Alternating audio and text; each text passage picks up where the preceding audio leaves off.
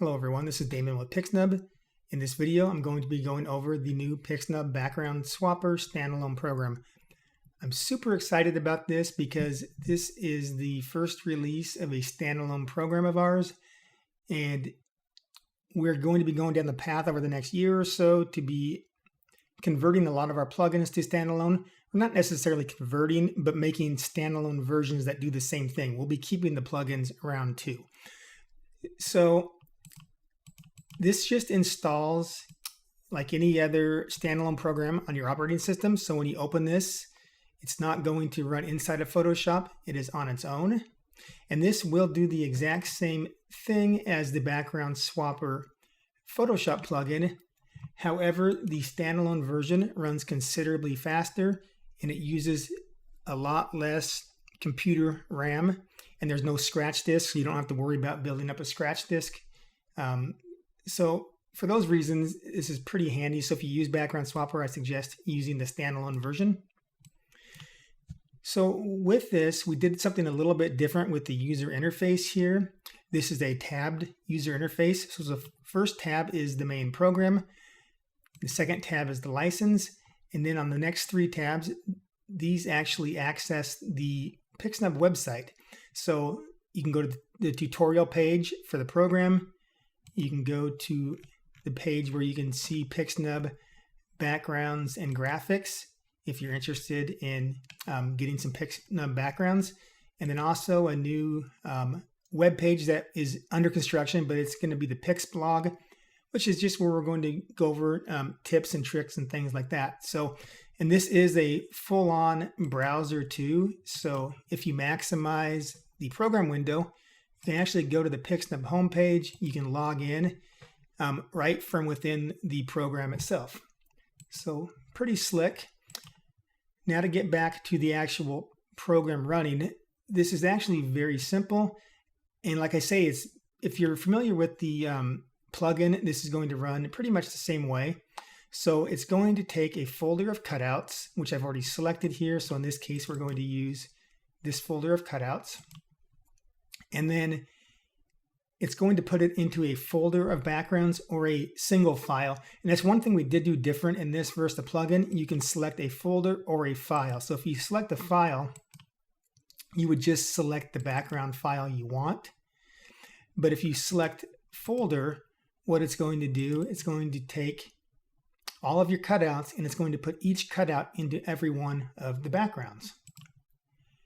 And then a save folder, just where you save, we'll save it in this folder here. And that's pretty much it. And then, it also has a read subfolders and cutouts option, and you can keep the subfolder structure. So if you have the cutouts broken out into different subfolders, say by team or by grade or whatever, if you select this, it's going to run all of the folders from or all of the files from your subfolder, and that's for the cutouts folder, which I don't have here, so I'll leave that unchecked. And then basically you're just going to select a save format that's JPEG or PNG. And then file name appending, that's for if you have multiple backgrounds. In this case, I'm going to select append background name, so I'll add the background name, the name of that file, onto the cutout file name for the final composited file. So pretty slick. Let's just hit run batch. Oh, before I do that, I want to actually open this folder just so you can see how fast this builds. All right, so this is the folder we're going to drop them into. I'll just hit run. And you can see it's building these in about 1/3 of a second per composite. So you get two times here, time per composite and time per cutout. And what that is the time per composite. And it's already done here. It's finished 42 images, I think it was, in 14 seconds. But the time per composite is each individual composite it makes. And the time per cutout is the time it took to build all of the composites for each cutout image. So for example, if you've got, I'm already viewing extra large, I guess, but if you've got 4 cutouts or 4 backgrounds, so the time per cutout is the time it took to build 4 composites for the one cutout file. So this will always be a multiple of the number of backgrounds you have. So In any case, you can see how fast it was. That's pretty much it for this program. This one's pretty self-explanatory. Oh, a couple more things I will point out. The one other difference between this and the plugin is your cutouts. Those have to be ping or WEPI. This will not yet do TIFF cutouts. I'm trying to get that added, but working with TIFF transparency is apparently kind of difficult. So I'm trying to, though. As far as PSD cutouts, it probably will not be able to do that. For backgrounds, though, you can use TIFF backgrounds. That's no problem. You can actually, for backgrounds, use TIFF, JPEG, ping, or WEPI. Last thing I'll show you here, just in case you're not familiar with how the plugin works. The background swapper, or I call it a plugin, but the standalone in this case, but this is not sports photo automation. So when it builds the composites, it's not aligning your images for background swapper. It's taking your image and it's aligning top to bottom to fit